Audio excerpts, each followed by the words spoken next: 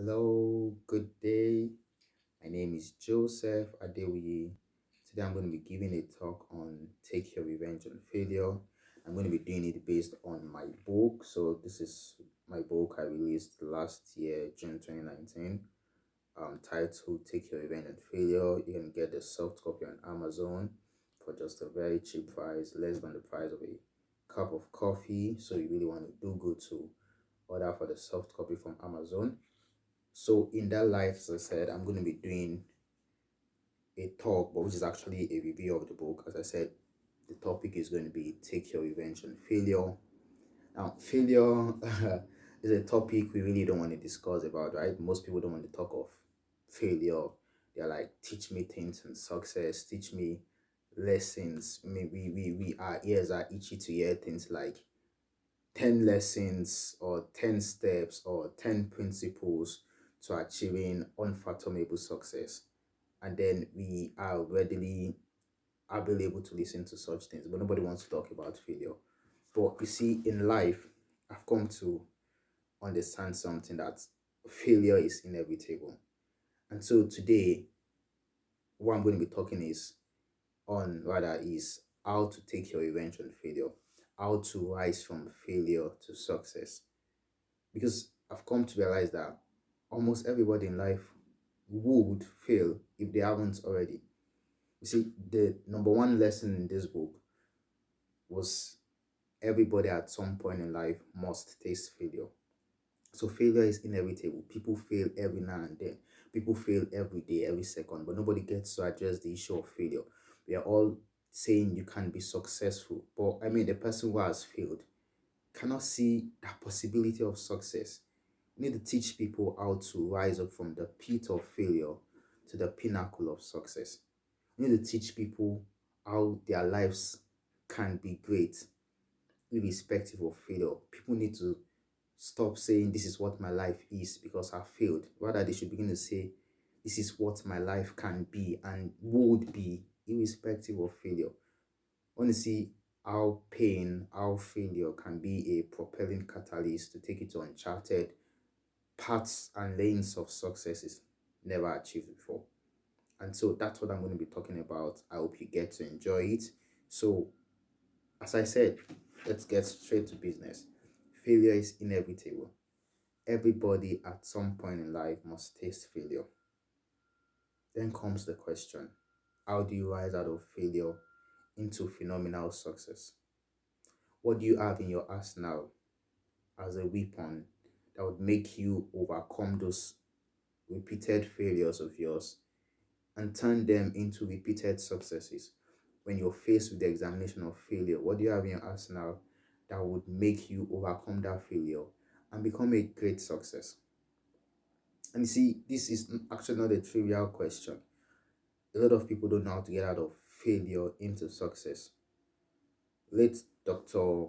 Miles Monroe of blessed memory, one of my greatest mentors, said the wealthiest place on the planet Earth is not the gold mines of South America, it's not the oil fields of Iraq and Iran, not the diamond mines of South Africa, not even the banks.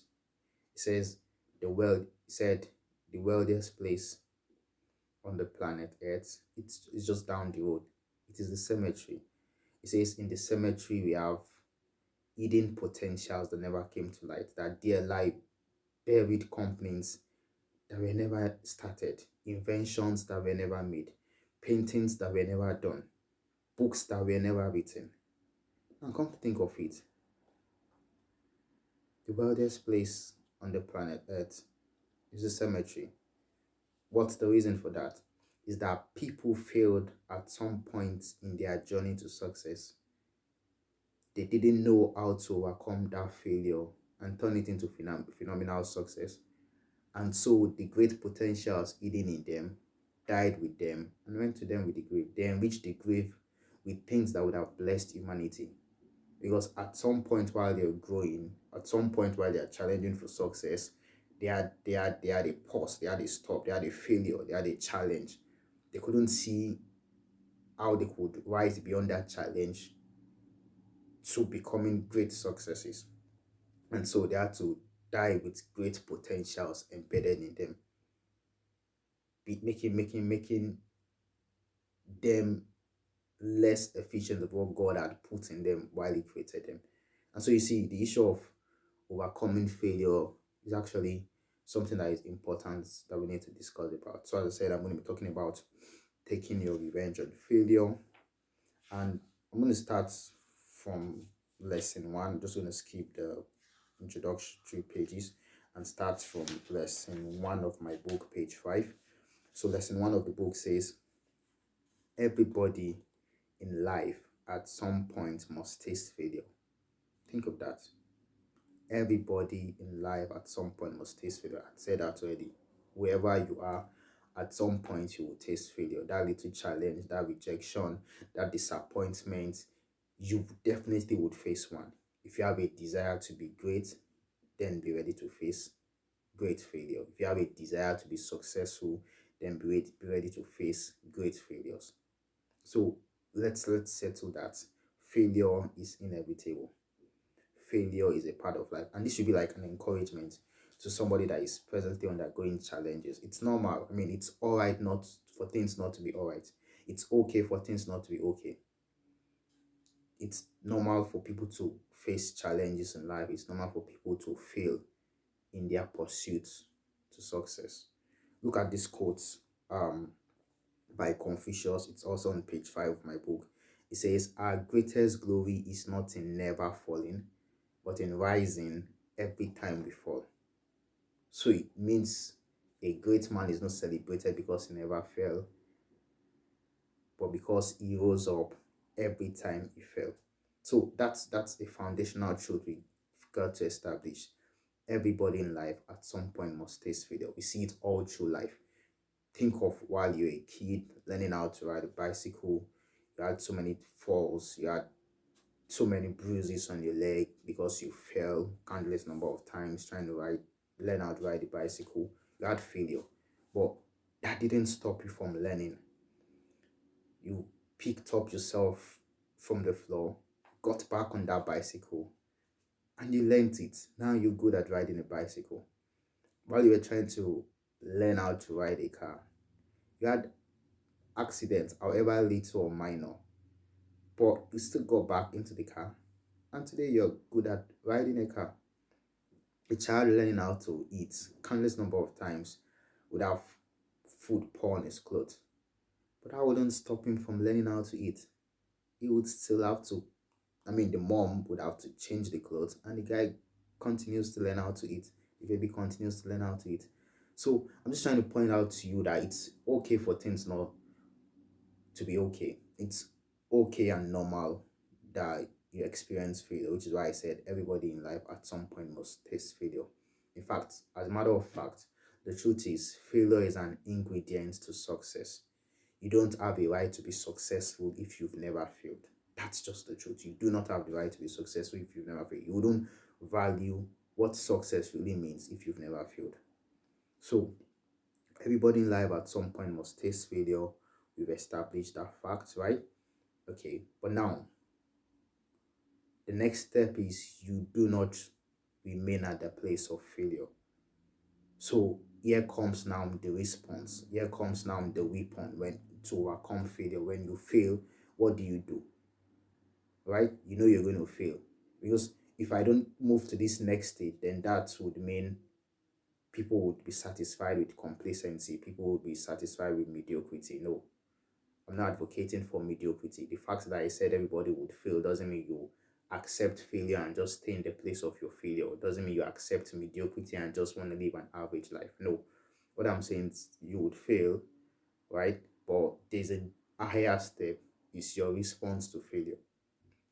And so I'm going to be let's go to the book.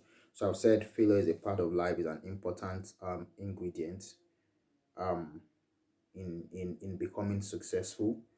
I'm going to read page 7 of my book. I'm just going to read a statement there. It is all through history, people have had reasons to cry, lament, and get disappointed. However, it is what you do at the point of failure that makes the difference. And that's my point. All through history, I mean, the great people we celebrate today, you need to read about their stories. You need to read about the challenges and pain they all went through. They all failed. People have had reasons to cry and lament.